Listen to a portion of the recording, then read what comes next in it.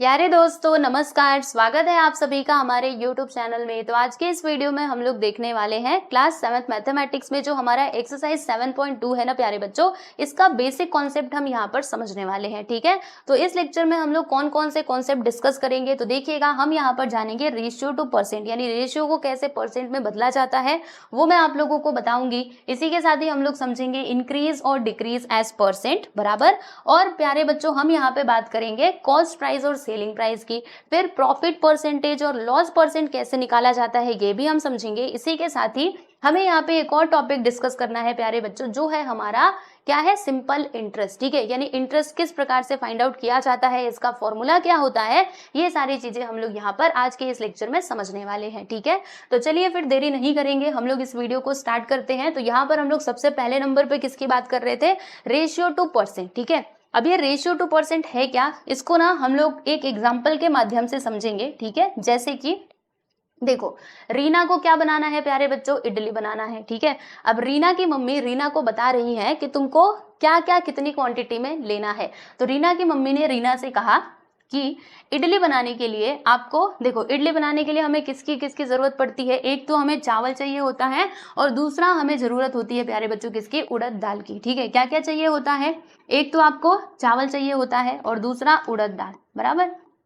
लो हमने लिख दिया। तो रीना की मम्मी बता रही है रीना को कि आपको क्या करना है, देखो आपको अगर इडली बनाना है तो आपको 2 पार्ट्स राइस लेना है, यानी 2 पार्ट्स आपको राइस ले लेना है। राइस की क्वांटिटी कितनी, 2 पार्ट्स। ठीक है, और उड़द दाल आपको कितना लेना है, तो 1 पार्ट, मतलब जो आपका टोटल पार्ट रहेगा, मान लो ये हमारा टोटल पार्ट है। ठीक है, जिसमें से 2 पार्ट आपको क्या लेना है प्यारे बच्चों, राइस ले लेना है, और 1 पार्ट, जैसे कि 2 पार्ट मैं अगर आपको बताऊं, मान लो हमने इसको 3 पार्ट में बांट दिया। ठीक है, 3 बराबर बराबर हिस्सों में इस प्रकार से बांट दिया। ठीक है, तो इसमें से 2 हिस्सा आपको क्या लेना है, राइस लेना है, और 1 हिस्सा आपको क्या ले लेना है, उड़द दाल ले लेना है बराबर। तो ये लीजिए मैंने इसको यहाँ पे लिख दिया। ठीक है, अब अगर मैं इस चीज को रेशियो के फॉर्म में लिखती हूँ तो इसका रेशियो हम कैसे लिखेंगे, समझिएगा ध्यान से। यहाँ पर ना मैं रेशियो लिख रही हूँ राइस और उड़द दाल का।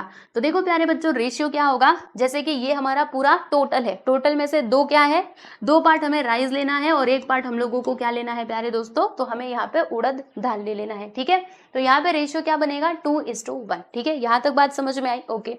और यहाँ पे टोटल कितना हो जाएगा, तो टोटल हमको कैसे मिला बताइए। टोटल हम यहाँ पे देख पा रहे हैं कि टोटल तो हमको 3 पार्ट मिला है ना, 3 मिला है टोटल।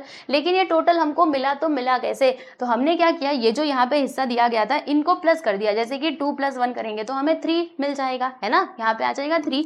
यानी 3 में से, देखो 3 में से हमें क्या करना है, 2 पार्ट राइस ले लेना है और 1 पार्ट ले लेना है प्यारे बच्चों हमको यहाँ पे उड़द का दाल। ठीक है, चलो तो ये रेशियो तो हमने निकाल लिया। लेकिन अब मैं आपसे पूछती हूँ कि आप मुझे रेशियो नहीं बल्कि परसेंटेज बताओ कि टोटल में राइस का परसेंट कितना होना चाहिए इडली बनाने के लिए और उड़द दाल का परसेंट कितना होना चाहिए। ठीक है, अब इसके लिए हम क्या करेंगे, देखो बहुत इजी है, हम यहाँ पे राइस का परसेंटेज निकाल रहे हैं कि इडली बनाने में मतलब राइस का परसेंट कितना होना चाहिए। तो देखो दोस्तों, आपको क्या करना है, बहुत इजी है, आपको यहाँ पर ऊपर लिखना है 2, क्योंकि रेशियो कितना दिया है राइस का, वो दिया है 2, तो हमने 2 लिख दिया। फिर यहाँ पे जब हमने इनका टोटल किया था, टोटल हम कर देते हैं, तो 2 + 1 यानी कितना आ जाएगा दोस्तों, 3 आ जाएगा। तो यहाँ पर हम क्या लिखेंगे, नीचे 3 लिखेंगे, यानी 3 में से 2 पार्ट, देखो 3 में से 2 पार्ट हमें क्या लेना है, चावल लेना है, तो इसीलिए 2 को हम लोग ऊपर लिखेंगे और 3 को नीचे लिखेंगे, क्योंकि टोटल पार्ट कितना है, जो टोटल पार्ट होता है उसको हम लोग नीचे लिखते हैं बराबर। अब क्योंकि हम यहाँ पे परसेंटेज निकाल रहे हैं तो इसके लिए हमें क्या करना होगा, यहाँ पर ना 100 से मल्टीप्लाई कर देना होगा। ठीक है, फिर जब आप इसको सॉल्व करेंगे तो आपको यहाँ पे पता चल जाएगा कि आपको कितना परसेंट जो चावल है वो लेना चाहिए। ठीक है, तो आप इसको सॉल्व करोगे, 2 × 100 करोगे तो 200 अपॉन में आ जाएगा 3। ठीक है, फिर आप इसको सॉल्व कर लीजिएगा तो आपको पता चल जाएगा कि राइस का परसेंटेज कितना होगा। ठीक है, तो इस तरीके से परसेंट जो है ना प्यारे बच्चों वो निकाला जाता है रेशियो का। ठीक है, चलो हमने ये राइस का तो बता दिया। अब इसी प्रकार से उड़द दाल का भी परसेंटेज हम लोगों को फाइंड करना होगा, तो इसके लिए हम क्या करेंगे, सेम प्रोसेस। देखो 3 में से कितना हिस्सा हमें उड़द दाल लेना है, देखो इसका रेशियो कितना दिया है दोस्तों, 1, तो यहाँ पे हम लिख देंगे 1। अब क्योंकि हम इसका परसेंटेज निकाल रहे हैं तो 100 से मल्टीप्लाई करना होगा। अब 100 × 1 कितना हो जाएगा प्यारे बच्चों, 100 हो जाएगा, और नीचे कितना आएगा 3। ठीक है, आप इसको सॉल्व करेंगे तो आपको परसेंटेज मिलेगा किसका, उड़द दाल का। बात समझ में आई आप सभी लोगों को। तो इस तरीके से हम लोग क्या करते हैं, रेशियो से परसेंट में जाते हैं। ओके, समझ गए ना। तो जब एक्सरसाइज के अंदर क्वेश्चन आएगा तब तो आप लोग उसको बहुत आसानी से बना लोगे, ठीक है। तो बस यहाँ पर आपको इतना ही समझना था, ठीक। चलो अब हम आगे चलते हैं और अब हम यहाँ पे समझने वाले हैं इंक्रीज और डिक्रीज एज परसेंट। मतलब मान लीजिए कोई चीज बढ़ रही है या फिर कम हो रही है, तो अगर हमें इंक्रीज या डिक्रीज का परसेंट निकालना है तो फिर कैसे निकालेंगे। तो देखो यहाँ पर भी हमने एक एग्जांपल लिया हुआ है जिसकी मदद से ना हम इसको समझने की कोशिश करेंगे। तो देखो दोस्तों, यहाँ पे हो क्या रहा है, पहले तो मैं इधर लाइन खींच देती हूँ इस प्रकार से। लो भैया, हमने लाइन खींच दी, ठीक है। अब सुनो बच्चों, होता क्या है कि अ school team von 6 games this year. मतलब एक स्कूल की टीम है, ठीक है, जिन्होंने कितने गेम्स जीते, तो 6 गेम्स जीते इस साल, okay, against 4 games won last year. यानी लास्ट ईयर उन्होंने कितने गेम जीते थे भाई, उन्होंने ना 4 गेम्स जीते थे। कितने, 4 गेम्स। और वो इस साल यानी कि जो अभी प्रेजेंट में है, इस साल कितने गेम जीत रहे हैं, तो 6 गेम इन्होंने जीते, ठीक है।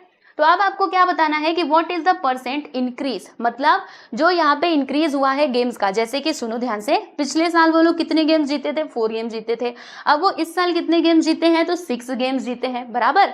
तो यहाँ पे इंक्रीज कितने का हुआ है बताइए, पिछले साल 4 जीते थे और अभी इस साल कितना, 6। तो कितना बढ़ोतरी हुई है इसमें, मुझे एक बात बताओ कितना बढ़ोतरी हुई है। तो 6 में से 4 को माइनस कर दोगे तो 2, क्योंकि पिछले साल उन्होंने 4 गेम जीते थे और अभी वो 6 गेम्स जीत गए हैं, मतलब 2 की बढ़ोतरी हुई है, बराबर। तो हमें ये तो पता चल गया कि इंक्रीज कितना हुआ है, लेकिन इससे काम नहीं चलेगा, आपको यहाँ पे इंक्रीज का परसेंट भी बताना पड़ेगा, ठीक है। तो अब ये कैसे निकालेंगे, आइए मैं आपको समझाती हूँ। तो यहाँ पे लिख देंगे solution, the increase in the number of wins. मतलब जो गेम जीते तो उसमें कितने का इंक्रीज आया है। तो अभी पहले हमने 4 गेम जीते थे और अभी 6, तो 6 - 4 करोगे तो 2, यानी 2 गेम्स का यहाँ पे इंक्रीज हुआ है, बराबर। अब हमें यहाँ पे फाइंड करना है प्यारे बच्चों परसेंट इंक्रीज, परसेंटेज इंक्रीज, ठीक है। तो इसके लिए हमारा फॉर्मूला क्या होगा, देखो ऊपर आपको लिखना है अमाउंट ऑफ चेंज, यानी कितने का चेंज आया, और नीचे क्या लिखोगे, ओरिजिनल अमाउंट या फिर बेस। इसका मतलब क्या होगा, देखो हम यहाँ पे किससे कंपैरिजन कर रहे हैं। देखो पिछले साल हम 4 जीते थे, इस साल 6, तो हम कंपेयर किससे कर रहे हैं, पिछले साल से ही तो कंपेयर कर रहे हैं ना। तो जिससे हम कंपेयर करेंगे वो आएगा नीचे, ठीक है, याद रखना। इसीलिए यहाँ पे लिखा है ओरिजिनल अमाउंट या फिर बेस, ओके। अब क्योंकि ये परसेंट है तो 100 से तो मल्टीप्लाई करना ही पड़ेगा, है ना, और कोई रास्ता नहीं है आपके पास, तो 100 से मल्टीप्लाई कर देना। चलो अब सारे वैल्यूज को इसके अंदर पुट करो, तो क्या आएगा, यहाँ पर अभी हम गेम्स की बात कर रहे थे तो यहाँ पे आ जाएगा increase in the number of wins, ठीक है। मतलब इंक्रीज हुआ है ना, तो यहाँ पे इंक्रीज कितने का हुआ है, 2 का, तो 2 को है ना प्यारे बच्चों यहाँ पे हम लोग ऊपर लिख देंगे, समझिएगा ध्यान से। देखो increase in the number of wins, कितने गेम्स हम एक्स्ट्रा जीते हैं, तो 2, तो यहाँ पे 2 लिख दिया। फिर डिवाइडेड बाय, नीचे क्या आएगा, ओरिजिनल नंबर ऑफ विन्स, मतलब ओरिजिनल नंबर पिछले साल से कंपेयर कर रहे हैं ना, तो कितना था पिछले साल का, 4, तो यहाँ पे आ जाएगा 2/4 into 100, okay. This is equal to, अब ये किसके इक्वल आएगा, तो 50 के इक्वल आएगा। कैसे, मैं आपको बता देती हूँ, देखो 2/4 इंटू 100, यही है ना। अब इसको कैंसिल करेंगे तो 4 2 8, 4 5 20, और 25 2 कितना हो जाएगा प्यारे दोस्तों, 50 हो जाएगा। यानी कि परसेंटेज इंक्रीज कितना हुआ है, तो 50% का, राइट। तो ये आपका करेक्ट आंसर है, देख लो। इस तरीके से हम लोग क्या कर सकते हैं, जो यहाँ पे इंक्रीज या फिर डिक्रीज हो रहा है वो हम परसेंटेज में फाइंड आउट कर सकते हैं। अब देखो इंक्रीज की जगह यहाँ पे डिक्रीज भी हो सकता था, हो सकता है ऐसे दिए होता कि पिछले साल हम 4 गेम जीते थे और इस बार हम 2 गेम जीते हैं, ठीक है, तो फिर आपको वहां पे डिक्रीज का परसेंटेज निकालना पड़ता, ओके। तो ये कॉन्सेप्ट भी आप ध्यान रखिएगा, क्योंकि एक्सरसाइज के अंदर आपको ऐसे भी क्वेश्चंस देखने के लिए मिलेंगे, ठीक है। चलो बच्चों, अब हम चलते हैं हमारे अगले कॉन्सेप्ट पे। क्या क्या हमने देख लिया, हमने यहाँ पर पहला देखा रेशियो टू परसेंट, और दूसरा यहाँ पर हमने देखा इंक्रीज और डिक्रीज एज परसेंट, ठीक है। अब यहाँ पे तीसरे नंबर पे हम किसकी बात करेंगे भाई, तो तीसरे नंबर पे हम देखेंगे prices related to an item और बाइंग एंड सेलिंग। इसका मतलब क्या है मैं बताती हूँ, बिल्कुल भी टेंशन मत लो। देखो भाई, मान लीजिए, कुछ मानिए मत, बस सुनिए। देखिए यहाँ पे क्या लिखा है कि prices related to an item, मतलब किसी गुड्स के बारे में बताया जा रहा है, उसके प्राइस के रिलेटेड यहाँ पे कुछ बातें हैं, जैसे बाइंग एंड सेलिंग, ठीक है। तो मान लीजिए कि यहाँ पे कोई कौन है, मान लो दुकानदार है कोई, ठीक है, यहाँ पर कोई दुकानदार है, ठीक है।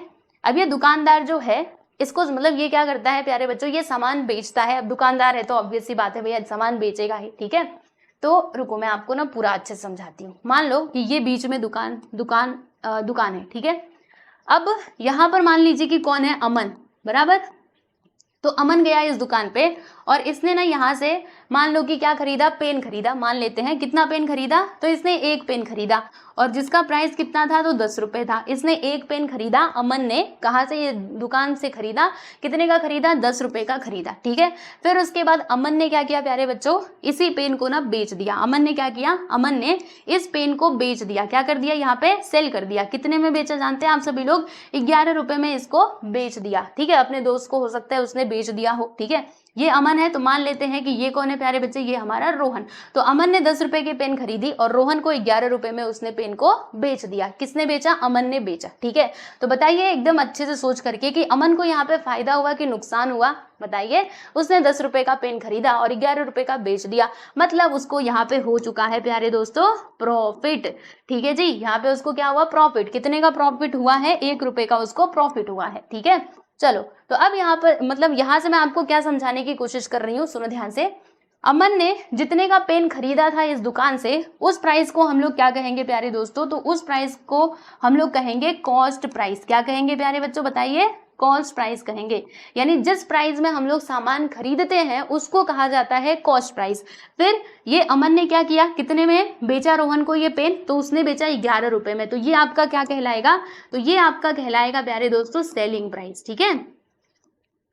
क्या कहलाएगा, सेलिंग प्राइस। यानी जिस प्राइस में हम सामान खरीदते हैं उसको कहा जाता है कॉस्ट प्राइस, और जिस प्राइस में सामान को बेचा जाता है उसको हम लोग क्या कहते हैं दोस्तों, सेलिंग प्राइस कहते हैं, ठीक है। अगर आप इसको शॉर्ट में मतलब बोलना हुआ तो आप क्या कहेंगे, सीपी कहेंगे, और इसे शॉर्ट में बोलना हुआ तो आप लोग क्या कहेंगे दोस्तों, इसको हम लोग एसपी कहेंगे, ठीक है। सीपी और एसपी, सीपी फॉर होता है कॉस्ट प्राइस और एसपी फॉर होता है सेलिंग प्राइस, ठीक है। ये बात आपको समझ में आ गई, चलिए बहुत अच्छी बात है, यहाँ तक की बातें तो क्लियर है। अब मैं आप लोगों को यहाँ पे कुछ और कॉन्सेप्ट बताना चाहती हूँ, ठीक है, जो कि इंपॉर्टेंट भी है। कॉस्ट प्राइस और सेलिंग प्राइस तो आप समझ चुके हैं, है ना, जो कि हमारा सबसे मेन था।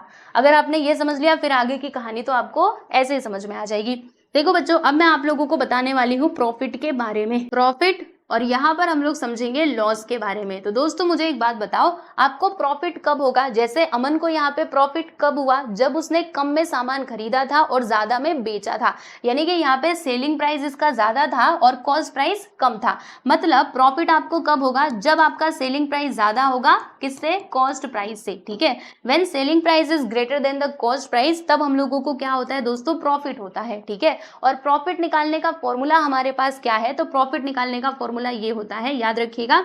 हम लोग क्या करते हैं, सेलिंग प्राइस में से कॉस्ट प्राइस को जब माइनस करते हैं ना, तब जाके हमको मालूम पड़ जाता है कि हमको कितने का प्रॉफिट हुआ है, ठीक है।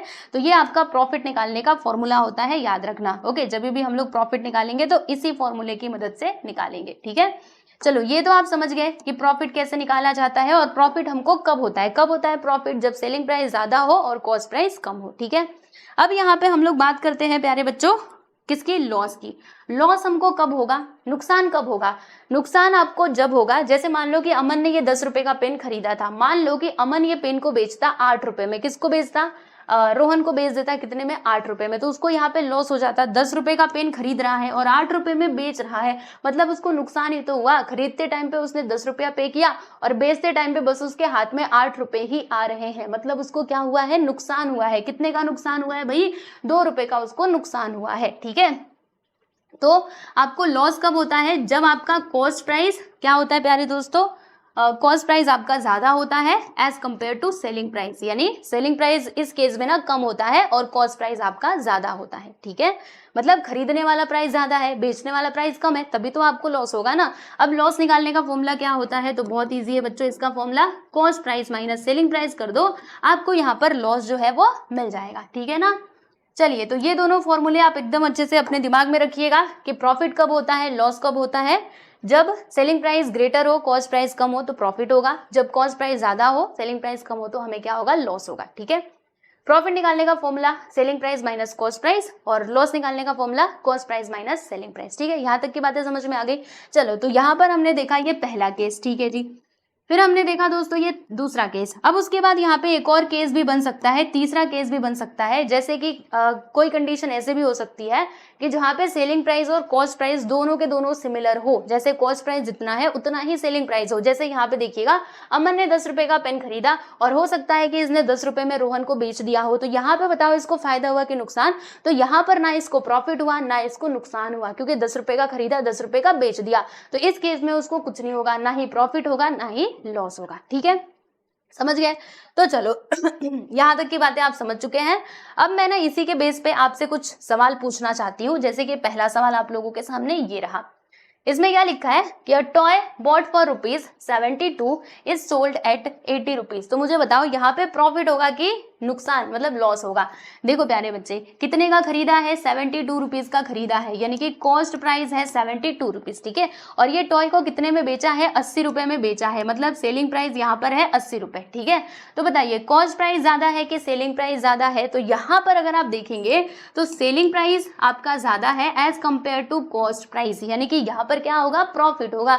सेलिंग प्राइस ज्यादा है, कॉस्ट प्राइस कम है, मतलब प्रॉफिट होगा। तो प्यारे बच्चों एक बात बताओ, यहाँ पे कितने का प्रॉफिट हुआ? प्रॉफिट होगा। तो प्रॉफिट निकालने का मैंने आपको फॉर्मूला बताया था ना, selling price minus cost price, यानी कि 80 में से आप 72 को माइनस कर दोगे, 80 माइनस 72 करोगे तो कितना आएगा?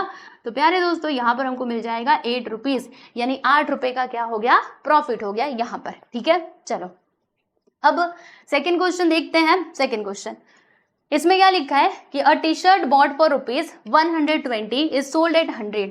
देखो ये है हमारा दोस्तों कॉस्ट प्राइस और ये है सेलिंग प्राइस। ठीक है, टी शर्ट जो है वो कितने का खरीदा? 120 रुपए का खरीदा और बेचा कितने का? 100 रुपए का। तो बताइए फायदा हुआ कि नुकसान हुआ? तो आओ जरा देखते हैं। देखो ये है कॉस्ट प्राइस, ये है सेलिंग प्राइस। कॉस्ट प्राइस है 120, सेलिंग प्राइस है 100, यानी कॉस्ट प्राइस यहाँ पर ज्यादा है, सेलिंग प्राइस कम है। तो यहाँ पर हमने क्या देखा? यहाँ पर हमने देखा कि cost price is greater than the selling price, बराबर। इसीलिए यहाँ पर क्या होगा दोस्तों? लॉस होगा। अब लॉस निकालने का फॉर्मूला मैंने क्या बताया था? तो cost price minus selling price. तो कॉस्ट प्राइस कितना है? 120 और सेलिंग प्राइस इज 100 मतलब कितने का लॉस होगा? तो 20 रुपए का यहाँ पर लॉस हो जाएगा। ठीक है, चलो अब तीसरा सवाल देख लो। अब थर्ड वन भी हम लोग सॉल्व करते हैं, यहाँ से हमारी प्रैक्टिस होगी ना प्रॉफिट लॉस निकालने की। आ जाओ यहाँ पे तीसरे की हम बात करेंगे।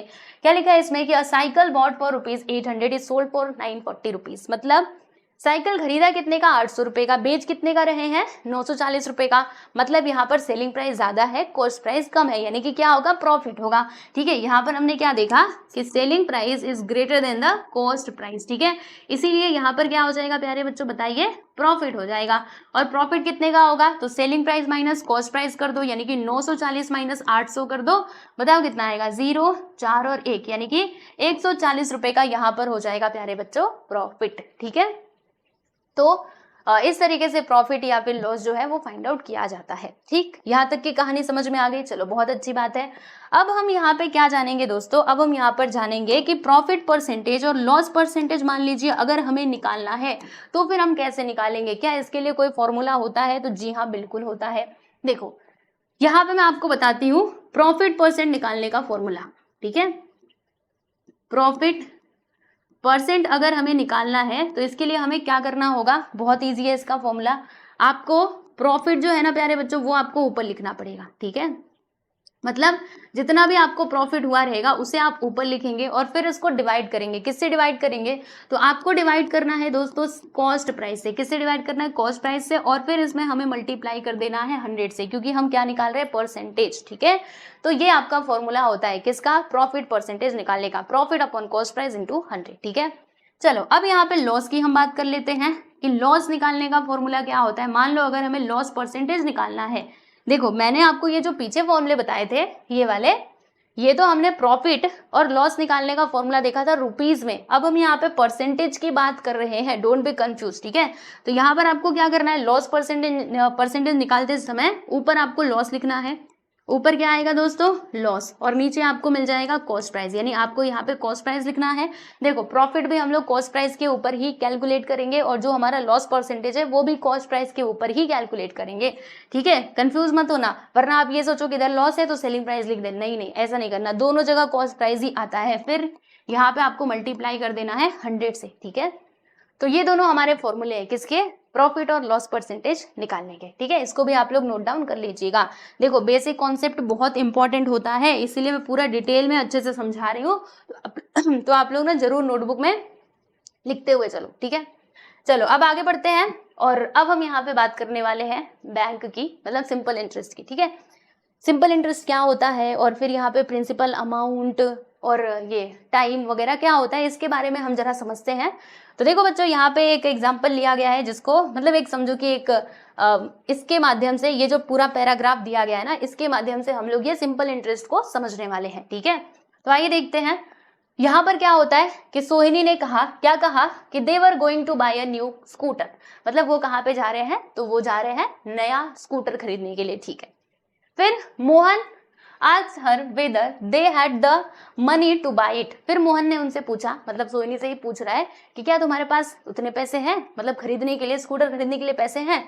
तो सोहिनी क्या कहती है, सोहिनी ने कहा अपने पिताजी को कि was going to take a loan from a bank, मतलब क्या हम लोग क्या करेंगे, मतलब बैंक में लोन लेने जाएंगे क्या। ठीक है, ऐसे करके वो अपने पिताजी को बोल रही है। फिर उसके बाद क्या होता है कि अब यहाँ तक की कहानी तो हमको समझ में आ गई। अब उसके बाद यहाँ पे सीधा कॉन्सेप्ट आ गया प्यारे बच्चे प्रिंसिपल का। क्या है मैं आपको बताती हूँ। ठीक है, ये कहानी के ऊपर आपको ज्यादा ध्यान नहीं देना है। देखो मैं आपको अपने शब्दों में बता देती हूँ। सोहनी नाम की लड़की है जिसको खरीदना है स्कूटर। मोहन ने कहा कि क्या उतने पैसे हैं स्कूटर खरीदने के, तो सोहिनी के दिमाग में आया, उसने कहा कि हम लोग क्या करेंगे, बैंक से लोन ले लेंगे। ठीक है, बैंक से लोन लेकर के क्या करेंगे, स्कूटर जो है वो खरीद लेंगे। बराबर। तो अब देखो दोस्तों, जो मनी हम लोग बैंक से बोरो करने वाले हैं उसी को हम लोग क्या कहते हैं, उसको हम लोग कहते हैं दोस्तों प्रिंसिपल। ठीक है, उसको आप ये भी कह सकते हो सम बोरोड या फिर प्रिंसिपल अमाउंट आप बोल सकते हो। ठीक है, जिसको हम लोग हिंदी में क्या कहते हैं दोस्तों, मूलधन कहते हैं। यानी कि जो अमाउंट हम लोग बैंक से लोन के तौर पे ले रहे हैं उसी का नाम क्या होता है दोस्तों, प्रिंसिपल होता है। ठीक है, बात समझ में आई। तो देखो बैंक में हम लोग क्या कर सकते हैं, बैंक में हम अपने पैसे डिपॉजिट भी कर सकते हैं और बैंक से हम लोग लोन ले भी सकते हैं। बराबर। तो मान लीजिए अगर हम अपने पैसे डिपॉजिट कर रहे हैं बैंक में, तो भी जितना पैसा आपने डिपॉजिट किया वो भी आपका क्या कहलाएगा, मूलधन यानी कि प्रिंसिपल ही कहलाएगा। क्योंकि बैंक में जब हम पैसे रखते हैं ना तो उसके ऊपर हमको इंटरेस्ट भी मिलता है, याद रखिएगा। ठीक है, वैसे ही अगर आप लोन ले रहे हो तो भी उसको वो जो अमाउंट है, जितना अमाउंट आप लोग लोन के तौर पे ले रहे हो वो आपका क्या कहलाएगा, प्रिंसिपल कहलाएगा। ठीक है, समझ में आ गया, चलो अच्छी बात है। फिर यहाँ पे समझिएगा, मान लीजिए बैंक से हमने लोन ले लिया, अब बैंक अब क्या होगा, वो पैसे का हम यूज कर लेंगे अपने काम करने के लिए। ठीक है ना, लेकिन एक बात बताओ मुझे कि क्या ये जो बैंक है वो फ्री सेवा करने के लिए बैठी है कि कोई भी आएगा और हमारे पास से पैसे लेकर के जाएगा, हम उसको दे देंगे लोन, है ना। तो ऐसा तो नहीं है। बैंक क्या करेगी, अगर वो आपको पैसे दे रही है लोन के तौर पे तो वो आपसे इंटरेस्ट भी चार्ज करेगी। तो प्यारे बच्चे ये इंटरेस्ट क्या होता है ना, सवाल तो उठता है। तो देखो इंटरेस्ट क्या होता है, जैसे कि एग्जाम्पल की मदद से हम समझते हैं। मान लेते हैं कि हमने बैंक से ना 1,000 रुपए क्या ले लिया है प्यारे बच्चे, लोन के तौर पे ले लिया। हमने कहा कि बैंक जी हम आपको 1 साल बाद ये 1,000 जो है वो हम आपको रिटर्न कर देंगे। ठीक है, तो बैंक ने क्या कहा कि बड़े होशियार बन रहे हो, आप अभी हमसे 1,000 लेके जा रहे हो और फिर 1 साल बाद जब आप आओगे तो भी 1,000 ही लेकर के आओगे, ऐसे तो नहीं चलेगा। तो हमने पूछा कैसे चलेगा, तो बैंक ने कहा कि सुनो जरा, आप ये 1,000 लेके तो जा रहे हो, लेकिन अगले साल जब आना ना तो ये 1,000 तो आपको देना ही है, लेकिन इसके साथ आपको 100 रुपए और देना पड़ेगा। तो मैंने उनसे पूछा कि बैंक भैया बताओ ये 100 रुपए आपके क्या हैं। तो बैंक ने मुझे बड़े प्यार से समझाया। उन्होंने कहा कि सुनो, ये 1,000 तो जो तुम लेके जा रहे हो वो है, बाकी ये 100 रुपए क्या है, तो ये 100 रुपए हो जाएगा हमारा इंटरेस्ट। क्योंकि मैंने तुमको ये 1,000 रुपए दिए तो तुमने इसका यूज करके अपना काम किया। ठीक है, अब 1 साल बाद जब तुम आओगे तो तुम्हें ये पैसा तो लाना ही है, लेकिन उसके साथ साथ तुमको ये 100 रुपया भी लेकर के आना है। ठीक है, तो ये जो 100 रुपया है ना प्यारे बच्चे, यही हमारा क्या कहलाएगा, इंटरेस्ट कहलाएगा। ठीक है, तो वही यहाँ पे लिखा हुआ है कि this money would be used by the borrower for some time before it is return. For keeping this money for some time the borrower has to pay some extra money to the bank. यानी extra money, ये extra money ही तो है जो हम bank को दे रहे हैं। बराबर। तो यही हमारा क्या कहलाता है दोस्तों, इंटरेस्ट कहलाता है। ठीक है, तो प्रिंसिपल समझ में आ गया, इंटरेस्ट समझ में आ गया। इंटरेस्ट को हम लोग हिंदी में क्या कहते हैं, ब्याज कहते हैं। आप इसको ब्याज कह सकते हो। ठीक, चलो फिर आगे बढ़ते हैं। यहाँ तक की कहानी तो हमको पता चल गई कि प्रिंसिपल अमाउंट क्या है और ये इंटरेस्ट क्या है। फिर थोड़ा सा और आगे चलते हैं। अब सुनो बच्चों ध्यान से। अब क्या होगा, मान लो कि 1 साल बीत गए, मैंने बैंक से 1000 रुपये उधार लिए थे। अब मुझे बैंक में ले जा करके पैसे देने हैं, मतलब मेरा जो लोन है वो चुकता करना है। तो मैं बैंक में जाऊंगी, तो बैंक में कितना कितना पैसा दूंगी, एक तो मैं ये 1000 रुपये दूंगी और इसी के साथ ही हम यहाँ पे बैंक भैया को 100 रुपये और देंगे। यानी कि क्या क्या दे रही हूँ, देखो ये तो मेरा प्रिंसिपल अमाउंट था जो मैंने लोन के तौर पे लिया था, और ये जो 100 है ये मेरा इंटरेस्ट है। यानी मैं बैंक को क्या पे करने वाली हूँ, तो मैं बैंक को देने वाली हूँ प्रिंसिपल प्लस इंटरेस्ट। ठीक है, तो ये जो प्रिंसिपल प्लस इंटरेस्ट है ना प्यारे बच्चे, यही हमारा क्या कहलाता है, अमाउंट कहलाता है। यानी कि अगर आपको अमाउंट निकालना है तो फिर आप क्या करेंगे, प्रिंसिपल प्लस इंटरेस्ट कर देंगे। ठीक है, कि टोटल अमाउंट आप कितना बैंक को वापस से पे करने वाले हो, तो भैया प्रिंसिपल तो देना पड़ेगा, उससे तो आप बच नहीं सकते, और इसी के साथ ही इंटरेस्ट भी देना पड़ेगा। तो प्रिंसिपल प्लस इंटरेस्ट मिला करके क्या होता है प्यारे दोस्तों, ये होता है हमारा अमाउंट। ठीक है, ये बात आपको समझ में आ गई, चलो बहुत अच्छी बात है। तो अभी तक हम लोगों ने क्या क्या डिस्कस किया वो मैं आपको थोड़ा सा समझाती हूँ। देखो दोस्तों, यहाँ पर हमने समझा प्रिंसिपल के बारे में। ठीक है, प्रिंसिपल अमाउंट हमारा क्या होता है, तो जो मूलधन होता है, यानी जो भी पैसा हम लोग क्या करते हैं, लोन के तौर पे लेते हैं, उसी को हम लोग कहते हैं प्यारे दोस्तों प्रिंसिपल। ठीक है, फिर उसके बाद हम लोगों ने यहाँ पे इंटरेस्ट की बात करी। इंटरेस्ट क्या होता है, तो देखो प्रिंसिपल को छोड़ करके जो एक्स्ट्रा अमाउंट हम लोग बैंक को पे करते हैं लोन लेने के बदले में, उसी को हम क्या कहते हैं दोस्तों, इंटरेस्ट कहते हैं। बराबर, और इसी के साथ ही हम लोगों ने यहाँ पे अमाउंट के बारे में जाना कि अगर हमको अमाउंट फाइंड करना है तो हम क्या करेंगे, प्रिंसिपल और इंटरेस्ट दोनों को प्लस कर देंगे। ठीक, चलो यहाँ तक की बातें तो हमें समझ में आ गई। अब यहाँ पर क्या दिया गया है, तो यहाँ पर ना आपको इंटरेस्ट के बारे में बताया गया है।